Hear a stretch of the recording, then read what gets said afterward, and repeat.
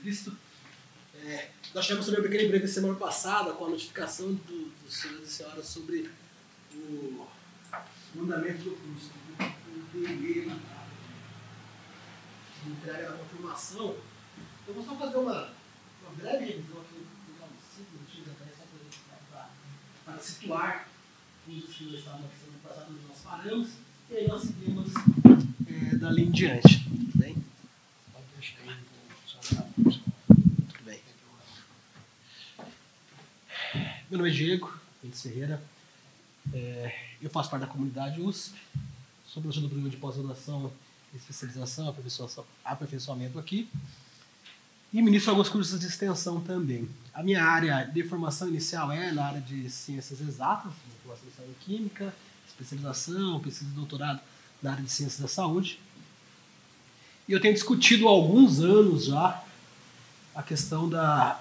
Primeiro começando com medicina baseada em evidência, depois trazendo isso para o campo da educação, onde eu atuei por quase 15 anos, no total por 16 anos no magistério público. Então é um debate que eu gosto de travar vez por outra. A intenção deste curso, como nós tínhamos conversado na semana passada, primeiro é necessário só ambientalizar vocês de como ele foi desenvolvido e como ele foi elaborado. Ele foi proposto inicialmente durante o processo de pandemia, no auge da pandemia, quando em 2020, 2021. Ele foi proposto no CDCC, que é o Centro de Divulgação Científica da Universidade de São Paulo, campus São Carlos, e ele tinha por objetivo, naquele momento ali, trazer um pouco de luz a alguns debates, algumas discussões que estavam se dando em vários ambientes dos quais nós não estávamos acostumados e, às vezes, de maneira assodada e sem um grau de reflexão sobre esse debate e sem um grau de qualificação sobre esse debate. Como nós falamos aqui, nós somos habituados, os que são da academia, a debater no meio acadêmico. Né? Os debates, eles sempre, durante muito tempo, eles foram travados em ambientes dos quais nós esperávamos que eles ocorressem.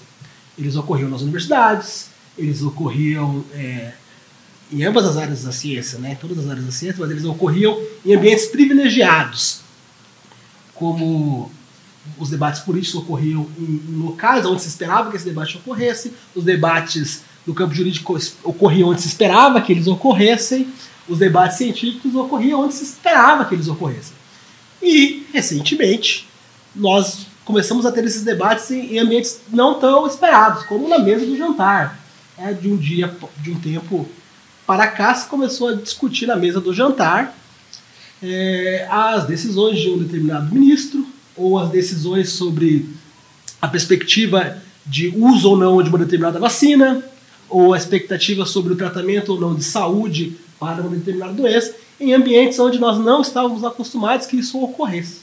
Isso gera muito conflito, porque são ambientes onde não se tinha a cultura deste debate sobre esses assuntos. Eles até ocorriam debates, mas talvez não sobre isso. Há 20 anos atrás não se pensava, ninguém pensava em debater pandemias, epidemias, na mesa de jantar ou numa escola pública em níveis com alunos em níveis de formação inicial, sobre a conscientização do que era isso. Também não se esperava debater na esquina ou com seus vizinhos, ou no grupo de WhatsApp da família, ou nos grupos de mídias sociais, e aí por diante não se esperava ter esse tipo de interação. Então, de uma hora para outra em menos de uma década, né? Mas tem que pensar no contexto histórico. Em menos de uma década, esse debate começou a ser travado em inúmeros espaços e a qualquer momento também. Quando você pega o Uber, ou quando você assiste um jornal, ou quando... A gente vive constantemente debatendo assuntos que não nos era costumeiro. Isso pode nos causar uma certa estranheza, em especial para os que estão acostumados com o meio acadêmico, ou com o meio jurídico, ou com dentro do meio acadêmico, com a área de pesquisa. Então, de uma hora para outra, nós somos forçados a debater em ambientes não esperados e com público não esperado. Quando se debate em um ambiente não esperado com um público não esperado, é necessário que nós reformulemos, ou é necessário que nós repensar como se dá esse debate, como nós podemos fazer para que esse debate tenha uma qualidade e para que esse debate ele tenha, para os que são da academia, para os chamadores de opinião, professores, pesquisadores, jornalistas, advogados e formadores de opinião no geral, que tem o profício formar opinião, como parte do seu ofício eles acabam formando a opinião de terceiros, como é que eles vão travar esse debate, quais são as regras que eles vão pautar esse debate, se é que esse debate vai ser pautado em um conjunto de regras ou se ele vai correr solto. Então nós trouxemos alguns apontamentos aqui na semana passada, foi se realmente era necessário debater, já que alguns debates nos causam constrangimento e desconforto. Alguns debates, eles tocam em pontos sensíveis, embora a gente esteja falando de debate, quando é um debate científico, mas alguns debates tocam em questões são sensíveis do ponto de vista moral, religiosos, mesmo que a gente queira travar só o debate no campo das ciências exatas, ou das ciências biológicas, ou das ciências sociais e humanas. Ainda assim, eles podem nos causar um determinado grau de desconforto. Então, por que debater? Né? Por que a gente precisa debater se isso nos causa desconforto? Né? Será que realmente é necessário? E a gente comenta isso na aula passada, a gente discutiu sobre isso. Quando eu digo nós, as pessoas que se propõem a estudar e se propõem a mediar ou estar nesses espaços onde ocorrem esses debates, as pessoas que não se retiram desse debate, quando nós não nos preocupamos com esse debate, mesmo com os assuntos desconfortáveis, nós deixamos que ele corra livremente e que ele não tenha qualidade e que ele se dê em uma zona, uma região que pode ser meio nebulosa, meio estranha para nós que viemos para nós ou para os que estavam acostumados com os ambientes mais acadêmicos, com os ambientes mais formais de debate. Isso é positivo, debater esses assuntos locais onde eles não ocorriam. Mas se não existe um parâmetro para se seguir, se não existe uma preocupação com a qualidade desse debate, ele pode tomar um rumo não esperado, ou um rumo que antes não se via. E daqui a pouco, as pessoas que menos têm a oportunidade de debater, quando eu digo oportunidade de debater, é de participar realmente do debate, não de só consumir esse debate. Pessoas que têm... Quando essas pessoas que não têm a oportunidade de participar, de fato, do debate, mas eles consomem o debate a todo dia, a todo momento, seja quando eles ligam a TV, seja quando eles acessam uma rede social antes dedicada só para lazer, seja quando eles conversam na esquina com familiares ou com complexos estranhos, no Uber mesmo, as pessoas que não têm que não conseguem participar do debate, eles só consomem o debate, eles são os mais fragilizados. No geral, são os de menos formação e menor renda. Esses são mais prejudicados quando esse debate ele não ocorre de maneira organizada, ou de maneira ordeira, ou de maneira a ter um processo formativo nele. Então eles são obrigados a só receberem isso e sem terem a oportunidade de realmente discutir sobre esse assunto, de realmente debater sobre esse assunto. Então, quando nós nos recusamos a debater assuntos que podem nos ser sensíveis, podem nos ser desconfortantes, nós deixamos que isso ocorra de forma que possa vir a penalizar ali o grupo menos favorecido. Então, talvez como educadores, como professores, como estudantes, como futuros educadores, como futuros professores, seja o nosso papel, seja necessário nós pensarmos o nosso papel nessa discussão. E como nós podemos auxiliar esses grupos menos favorecidos nesse processo de discussão também. E a gente vai caracterizar ali que o debate científico é diferente do debate de opiniões. O debate científico ele é pautado em uma métrica, ele é pautado em graus de especificidade, ele é pautado em graus de referência, ele é pautado em graus de acurácia das informações, ele tem um regramento, esse debate. Ele não se trata de um debate simples de opinião, embora às vezes possa parecer um debate de opinião, a gente vai discutir sobre isso, possa parecer que se trata da questão da individual ou da opinião alheia sobre um assunto, vamos voltar aqui, sobre determinada vacina, ou sobre determinada doença, ou sobre determinado posicionamento jurídico, ou sobre determinado movimento social, ou movimento político, ou movimento de criação de leis, possa parecer que é um simples debate de opinião, ele não é um simples debate de opinião, ele tem que ser pautada por um conjunto de parâmetros que nos ajudem a fazer isso, até para a gente conseguir ter um debate de maneira igual, né? Nós comentamos isso aqui, nós estávamos em 4 na aula passada. Quando você apresenta argumentos, apresenta referências, apresenta referências que são analisadas por pares, que são aferidas e que tem certo, a gente pode discutir esses graus de referência. E a discussão ela se termina com uma simples questão de opinião, como essa não é minha opinião, isso não é um debate. Isso não é um debate científico. No máximo, na melhor das hipóteses, um debate de opinião. Quando você ou uma das partes trava isso no campo científico, na sua respectiva área, na área do direito, ou na área da psicologia, ou na área da química, ou na área da física, ou na área da biologia, ou na área das ciências médicas, você trava este debate com devido grau de referência e com o grau ali que nós vamos verificar isso hoje, com o que você pré-acordou para aquele debate. E ao final, você tem essa simples frase, né, que termina com o debate. Essa é a sua opinião, eu discordo disso. Você acabou com o seu debate científico. Ele deixou de ser um debate científico. Então, por isso que é importante nós pautarmos este debate num conjunto de parâmetros. E nós vamos discutir com essas ferramentas de como é que isso pode ocorrer em sala de aula.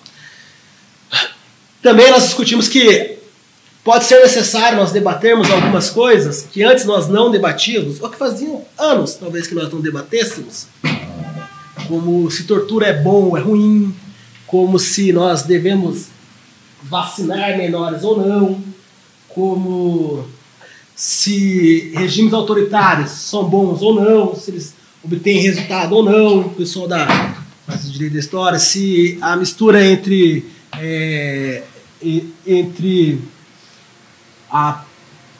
o campo político e religioso é bom ou não, quando eram discussões que nós não tínhamos, ou que nós tínhamos parado, ou diminuindo a intensidade dessas discussões em alguns ambientes nos últimos anos, nas últimas décadas.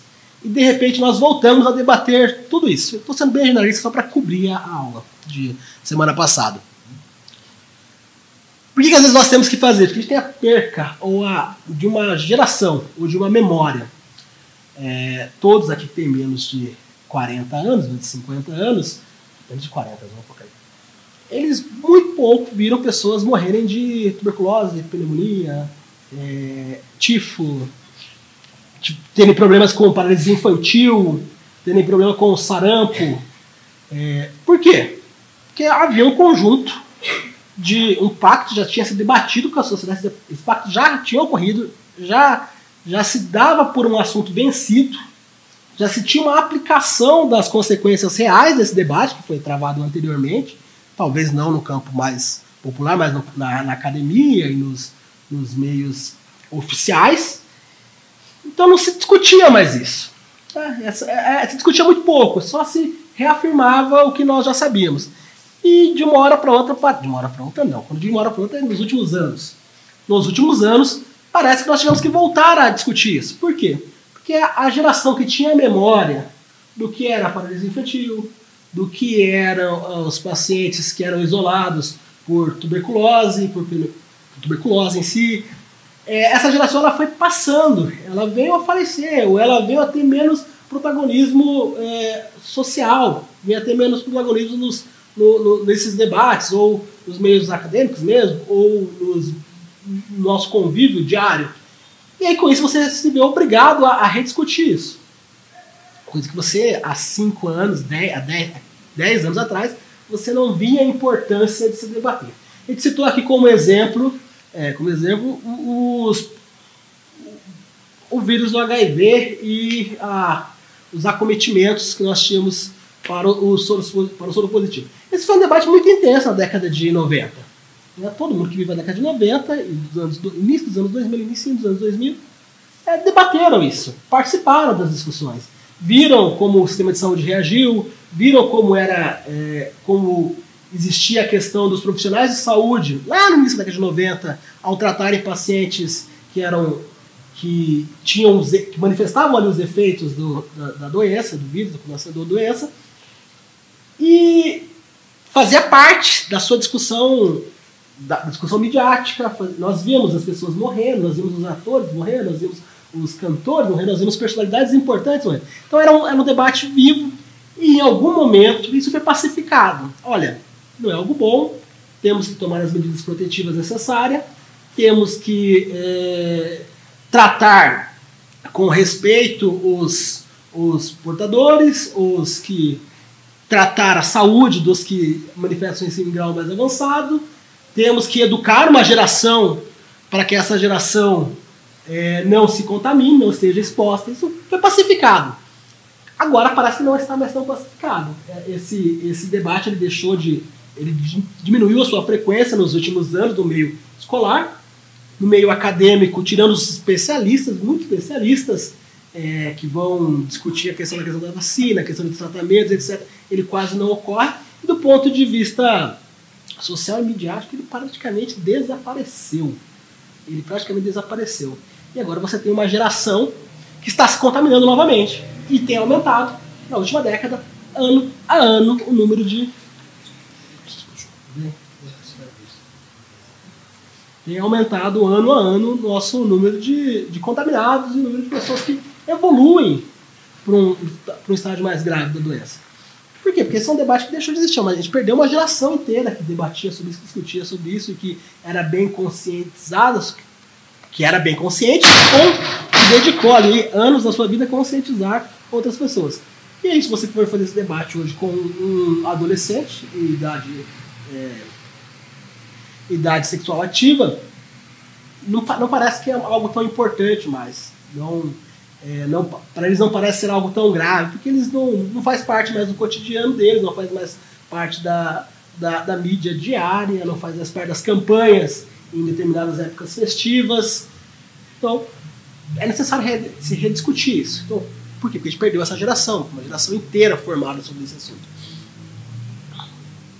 E nós avançamos, todo debate tem qualidade, né? Porque debater, eu acabei de dizer, nós fazemos isso, hoje nós fazemos quase constantemente debate. Nós travamos esse debate quase constantemente, em casa, na escola, no trabalho, na universidade, nas salas de aula. Mas esse debate tem qualidade? Todo debate tem qualidade? Por si só porque é um debate, ele vai estar agregando em alguma coisa no final? Não necessariamente. Se ele não tiver pautado no devido grau de qualificação dele, ele pode não trazer resultados frutíferos, ou pode não trazer o que nós esperávamos que ele marcar da forma como nós esperávamos que esse debate marcassem os participantes ali. Entre os perigos entre os perigos para que esse debate se torne um debate não qualificado e sem impacto, está ali a falácia da falsa equivalência, a falta da estruturação argumentativa desse debate. Da falsa equivalência, eu discuti aqui, a gente vai falar um pouco mais para frente, mas é quando a discussão ela acaba ali. Se você pega um formado ou alguém experiente na área que se dedicou os últimos 20 anos a estudar um determinado tópico, que tem escrito há 20 anos sobre esse tópico, e que tem tido graus de referências de validação dos seus artigos ou das suas pesquisas por pares, sejam no ambiente nacional ou ambiente internacional, e ao final daquele debate, alguém fala, mas a minha tia tratou câncer. A gente vai discutir um pouco depois sobre o conhecimento empírico e o conhecimento popular. Mas a minha tia tratou o câncer com babosa e deu certo. Não que não dê certo, não sei, não sou especialista na área, né? E aí e para ela deu certo. Aí você resumiu todo o argumento que você tinha lá sobre a necessidade de uma política preventiva, a necessidade do tratamento antecipado, do tratamento mais rápido possível, da identificação, etc. Você reduziu todo esse debate a uma opinião. Então é uma falsa equivalência, porque quem escuta o debate vai falar assim, mas se a a mãe do João, e nós vimos muitos, inclusive, formados por essa universidade fazer isso, né? Se a mãe do Dr. João tratou com tal coisa, deu certo? No final eu que vou decidir se vai dar certo ou não. Eu vou experimentar. Ou quando você tem alguém que dedicou a última década dele, as últimas décadas, a estudar o impacto dos regimes ditatoriais em economias, no sistema judiciário, ou no desenvolvimento científico, etc., ou sobre a supressão dos direitos humanos nesses regimes. Aí, no meio desse debate, você está lá, às vezes, tendo esse debate num ambiente não tão favorável, como eu falei que é um ambiente diferente, você está tendo esse debate na sua casa ou com um grupo de pessoas, ou mesmo na academia, e aí alguém fala assim, imagina, eu vivi naquela época, era tão bom. Todo o seu debate, todo o seu rol de argumentos, todo o seu arcabouço de evidências, ele foi resumido isso não, minha tia-avó vivia, adorava, falava que era fantástico isso. Sempre deu certo, nunca teve problema na vida dela com isso, e pronto. Ou, imagine, meu sobrinho neto nunca tomou vacina na vida, vive muito bem, está bem, obrigado. Ou tratou tal doença, você está explicando a importância, mostrando, né, com grau de referência, acurácia, etc., do tratamento para um determinado vírus, e a pessoa fala assim, imagina, meu amigo tomou sulfato de magnésio, deu certo para ele. Acabou o seu debate. O seu debate ele foi resumido a uma falsa equivalência, porque quem assiste o debate, nós vimos isso na mídia durante o processo pandêmico, durante os últimos anos, largamente. Nós vimos isso largamente. E aí você cria o efeito da falsa equivalência. Se para um deu certo e para o outro não deu certo, eu vou decidir aqui, em casa, o que é melhor, e vou fazer. E aí a gente volta lá. Quem são os mais afetados com isso? Os que têm menor acesso à informação, os que têm menos recursos, os que são, no geral, as pessoas que têm menor acesso à informação, menos recursos, são os mais pobres. Então, mais uma vez, você deixou aquele grupo ali desfavorecido. Por isso que eu digo, falsa equivalência, né? Então, nós não vamos entrar nessa... E aí nós conversamos sobre isso também. Nós precisamos eliminar o debate, e para que o debate ocorra, e ocorra de maneira produtiva e gere resultados, nós precisamos eliminar desse debate um ambiente agressivo e um ambiente de sarcasmo. Porque para que exista o debate, ele tem que ocorrer em um ambiente, embora que possa ser pautado em regras, ele tem que ocorrer em regras, em quais ferramentas serão usadas no debate, o que vai se trazer à tona nesse debate, até qual é o limite que ele vai atingir, etc.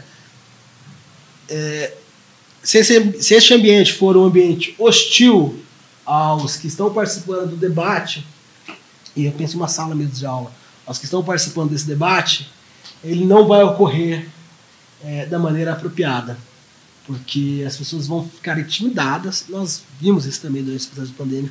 As pessoas vão ficar recrudescidas, intimidadas e com medo de participar desse debate. Porque a gente vai verificar sobre o método socrático, etc. Entre uma das funções do debate está ali o questionamento. Em ambientes agressivos não há questionamento, há medo. Então ele não é um ambiente frutífero para o debate. O ambiente do sarcasmo, onde existe sarcasmo, também não é um ambiente frutífero para o debate. Ele desqualifica o debate por si só. Não existe debate onde não há segurança para se debater. Não existe debate onde se há medo de se expressar.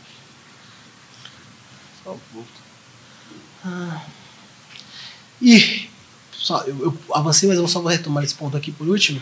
Embora sejam tópicos teóricos, a maioria dos tópicos pelo qual nós debatemos, ou que nós participamos, são tópicos emocionais também. Nós estamos envolvidos diretamente. A gente pode pensar numa questão mais técnica, nas questões ambientais, na questão da utilização de determinados sulfatos, na questão de determinados detergentes, e na questão da matriz energética, na questão do modelo veicular que nós vamos usar. Embora possa parecer que são debates teóricos, eles são emocionais também. Eles carregam um grau de um grau de carga emocional nesse debate e que às vezes dificulta o debate, porque eu sei que eu sou advogado, o nosso colega aqui é geógrafo, o senhor é? Professor, qual? Matemática. Biologia. Ciências humanas. Ciências sociais. Psicólogo. Qual área? Exato. E a senhora? Qual é o nome da senhora? Saúde pública. Enquanto pesquisadores em informação, a maioria dos nossos tópicos de pesquisa são tópicos que nós temos um envolvimento. Ou nós temos esse envolvimento, ou nós desenvolvemos ao longo da pesquisa um relacionamento com esse tópico, pela questão do ofício, pela questão das horas dedicadas e etc. E aí nós temos duas formas de pensar nisso. Né? A gente pode pensar isso como um advogado, onde nós tendemos a defender o que nós... ao que nós estamos apresentando, ou o que nós queremos discutir, o que nós queremos conversar, ou o que nós estudamos, né? Ou a gente pode pensar enquanto cientista, investigador, um investigador do processo, onde você está disposto ali a construir o conhecimento ao longo do seu debate. Então, se você vai para um debate extremamente apegado emocional ao seu tema, e você está participando, se aquilo era para fazer parte do seu processo de construção, como é que você vai conseguir construir algo se você está a todo tempo, se a sua função ali no debate é a defesa e não o processo de aprender ao longo do debate? Então são tópicos, embora sejam tópicos emocionais, nós precisamos aprender a ouvir o contraditório e precisamos também aprender a usar ou a deixar o máximo possível esse debate em um grau que seja técnico ou que priorize as questões técnicas dele e não as questões emocionais desse debate. Pode ser difícil, muito difícil. Então, concluímos ali. E o pensamento ele não é estático, né? A gente vai verificar algumas coisas. Os paradigmas eles são rompidos em algum momento. Algumas questões precisam ser rediscutidas, outras questões talvez já não precisem mais ser discutidas, a não ser que a gente tenha a apresentação de novo paradigma para aquilo, ou que a gente quebre este paradigma. Então, nós precisamos, durante este debate, seja enquanto promotores do debate, ou participantes desse debate, ou mesmo a assistência desse debate, alguém que está ali só consumindo e não participando do debate, tentar pautar nossas conclusões por questões técnicas, mais técnicas possíveis, não tanto por questões que sejam emocionais para nós, ou pelo que nós tenhamos paixão por fazer, ou porque é o nosso tópico de pesquisa há tantos anos, e nós temos tanto interesse naquilo.